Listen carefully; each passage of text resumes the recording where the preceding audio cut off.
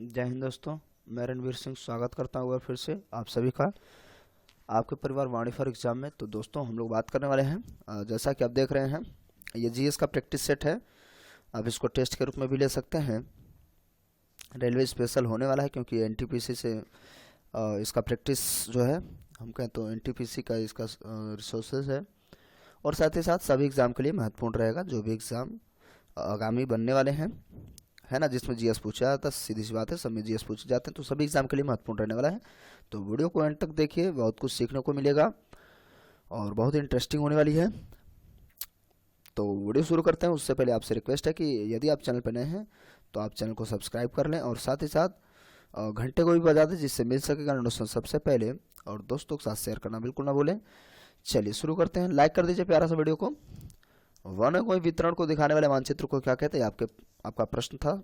तो क्या कहते हैं? भौतिक कहते हैं, थीमेटिक कहते हैं, राजनीतिक, प्रायोगिक। कुल मिला करेक्ट आंसर जो होगा थीमेटिक हो जाएगा। ठीक है, आगे चलते हैं हम लोग। माइक्रोसॉफ्ट वर्ड में कंट्रोल प्लस राइट एरो का प्रयोग किस लिए किया जाता है? तो कर्सर को दाईं और अगले वर्ड पर मूव कराने के लिए, कर्सर को एंड लाइन पर लाने के लिए, कर्सर को डॉक्यूमेंट एंड में लाने के लिए, कर्सर को पैराग्राफ के नीचे लाने के लिए। तो ये करेक्ट आंसर का जो होएगा कर्सर को दाईं और अगले वर्ड पर लाने के लिए। और कंट्रोल प्लस लेफ्ट अगर होता है ना तो क्या होता, फिर वो बाईं और पिछले पेज पर लाने के लिए, ठीक है, वापस लाने के लिए। तो करेक्ट आंसर है इसका फिलहाल कंट्रोल राइट का मतलब अगले वर्ड पे लाने के लिए।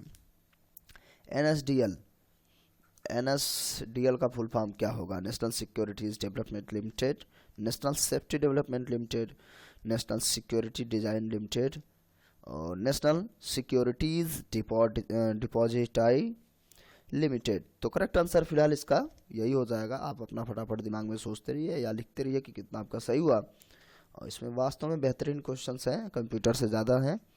एमएस पावर पॉइंट में फर्स्ट स्लाइड के लिए किस कमांड का प्रयोग करते हैं? हमें फर्स्ट स्लाइड चाहिए तो एमएस पावर पॉइंट पे हम क्या करेंगे? होम दबा लेंगे, कंट्रोल प्लस होम। तो हमारा क्या हो जाएगा? फर्स्ट स्लाइड आ जाएगा। पेज अप ऊपर जाने के लिए, पेज डाउन नीचे आने के लिए, कंट्रोल इंड जो है लास्ट स्लाइड पे आने के लिए, ठीक है, सबसे निचले वाले लास्ट स्लाइड पे आने के लिए आपका कंट्रोल इंड दबाना होता है। यहाँ पे क्या है? मीथेन यानी कि CH4 के अणु में केवल एक कलाबंद है। तो सही बात है, यही आंसर हो जाएगा क्योंकि ये देखिए इस तरीके का होता है, ठीक है, इसे हम कहते हैं सिंगल बाउंडिंग या एकलाबंद। तो करेक्ट आंसर क्या होगा? यही हो जाएगा। और इसको आमतौर पे हम लोग क्या कहते हैं भाई? मेथेन गैस को मार्स गैस भी कहा जाता है ना। और क्या, चलिए आगे चलते हैं हम लोग। किसी शब्द की लंबाई की माप का क्या इकाई होगी? Metre, bite, beat. बाइट नहीं होगा, करेक्ट आंसर बीट होएगा, ठीक है। 8 बीट बराबर 1 बाइट, ठीक है। उसके बाद 1024 बाइट शुरू होता है। 1024 बाइट बराबर और 1 KB किलो बाइट है ना। उसके बाद 1024 किलो बाइट बराबर क्या हो जाएगा? 1 MB मेगा बाइट, सॉरी हाँ मेगा बाइट। उसके बाद आगे आएंगे तो गीगा बाइट होता जाएगा। फिलहाल मैं बता दूं जो शब्द की लंबाइयां हैं ये कंप्यूटर की भाषा में हम कहें तो बिट में मापी जाती है। आमतौर पे 8, 16, 32 या 64 बिट की होती है कंप्यूटर। हम लोग कहेंगे यदि ये जो कंप्यूटर है ये 16 बिट का है या 64 बिट का है तो उसका मतलब ये हो गया कि इसका वर्ड लेंथ जो है ना वो 16 या 64 बिट है। वर्ड लेंथ मतलब शब्द लंबाइयाँ, ठीक है। ईमेल का आविष्कार किसने किया था? Tim Berners Lee, James Gosling, Vinton Cerf, VS Ayyadurai. तो भाई साहब कुछ लोग गलत करने जा रहे हैं, इसको गलत नहीं करना है। ये तो www के हो गए ना, वर्ल्ड वाइड वेब के हो जाएंगे। टिम बर्नर्स-ली ये भारतीय मूल के वैज्ञानिक हैं। VS अय्यादुरई इन्होंने ईमेल का आविष्कार करा था, ठीक है। और अगर हम टाइम पीरियड की बात कर लें तो इनका जो है ईमेल, आमतौर पे आप ईमेल के बारे में तो आप सब जानते हैं। एक हम कहें तो एक तरीके से एक और इंटरनेट के मामले में एक गेट है, रास्ता है ना। फिलहाल इसका 1978 में इन्होंने आविष्कार करा था और यही 4 साल बाद इनको प्रमाण भी मिल गया था। समथिंग 82 में, ठीक है। प्रमाण पत्र प्रमाणन मिल जाता है ना, जिससे कुछ ऐसा कॉपीराइट ऑफिस होती है वहाँ से। तो ये याद रखेंगे, बहुत बेहतर क्वेश्चन था। निम्न में से किसका जैव उर्वरक के रूप में भी उपयोग किया जाता है? Urea, ammonia, humic acid and nitrates. तो इसका जो करेक्ट आंसर होएगा ये, जो कि अमोनिया जो होगा जैव उर्वरक के रूप में भी प्रयोग कर लिया जाता है। बाकी सारे के सारे हो जाएंगे आपके रासायनिक उर्वरक के रूप में प्रयोग किए जाएंगे, ठीक है। यूरिक जो है आमतौर पे यूरिन से प्राप्त होता है ना, यूरिन में ही ये यूरिन एसिड होता है, यूरिक एसिड होता है। निम्नलिखित में से कौन सा एक कीटहारी वनस्पति है? तो यूट्रिकुलेरिया, सेक्वोइया या जैंसिया, इसमें नॉन स्टॉक ब्रायोफाइट्स। फिलहाल इसका भैया करेक्ट आंसर हो जाएगा यूट्रिकुलेरिया। ये आमतौर पे जंतुओं को शुद्ध मांसाहारी है। ये जो पौधा है ये नमी में रहता है या पानी में रहता है? आमतौर पे मच्छर हो गए, कुछ छोटे छोटे जीव हो गए, और साथ ही साथ हम बात करें तो कुछ जैसे मच्छरों की लार्वा है ना, और पानी में रहने वाला प्राणी ऐसे ही तो टैडपोल यानी मच्छर के बच्चे है ना, पीताकृमि कुछ होते हैं। तो इन सब ऐसे या जैसे कुछ बहुत छोटी मछलियाँ जो होती हैं जैसे फिश फ्राई ऐसे कुछ करके, तो उन सबको ये खाता है, ठीक है। इसका जो हम कहें तो दूसरा नाम हो जाता है ब्लैडर वाटर, ठीक है। ब्लैडर वाटर इसका दूसरा नाम है, तो ये आप याद रखेंगे, ठीक है। ग्लूकोज का एक बहुशाखा युक्त पॉलीसेकेराइड है जो जानवरों और कवक में ऊर्जा भंडार के रूप में कार्य करता है।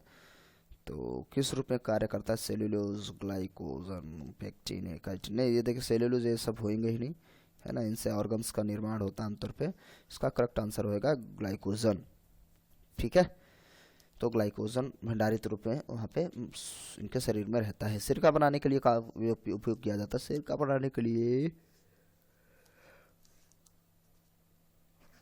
एसिटिक एसिड का प्रयोग किया जाता है आमतौर पे सिरका बनाने के लिए, यानी कि CH3COOH, है ना। यहीं पे अगर हम ऑक्सैलिक एसिड की बात कर लें तो COOH का होल ट्वाइस। आमतौर पे देखिए हरे, जिसमें पत्तियां हरी होती हैं, जैसे आप कह सकते हैं मनी प्लांट इत्यादि वाले जो होते हैं, कुछ फलों सब्जियों में भी ऑक्सैलिक एसिड पाया जाता है आमतौर पे, ठीक है। जैसे मनी प्लांट का हरा रंग पौधे पत्तियों का इसी के कारण होता है।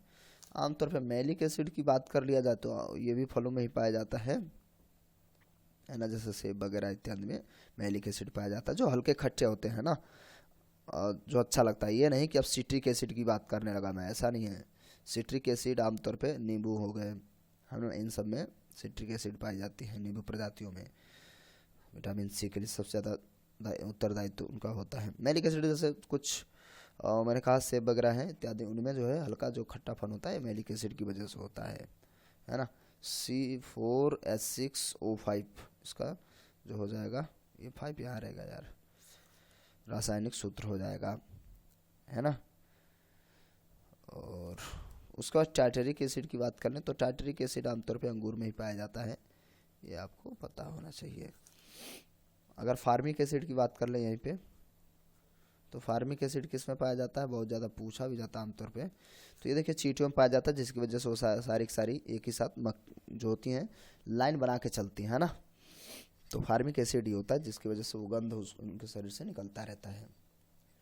तो ठीक है, आगे चलते हैं। और क्या इसमें क्या होगा? बुद्ध के उपदेश किस भाषा में है? तो ये भैया आपके लिए है, आप इसका A, B, C और D करके ऑप्शन दे सकते हैं। आंसर हिंदी में है, उर्दू में है, पाली में है, इब्रू में है। बहुत आसान है, इसका करेक्ट आंसर आराम से दीजिए।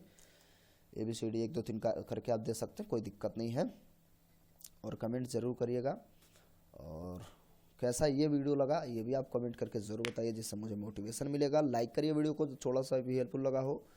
और बस ठीक है, बने रहिए चैनल के साथ, और मिलते हैं अगले वीडियो में। तब तक के लिए नमस्कार, जय हिंद, जय भारत।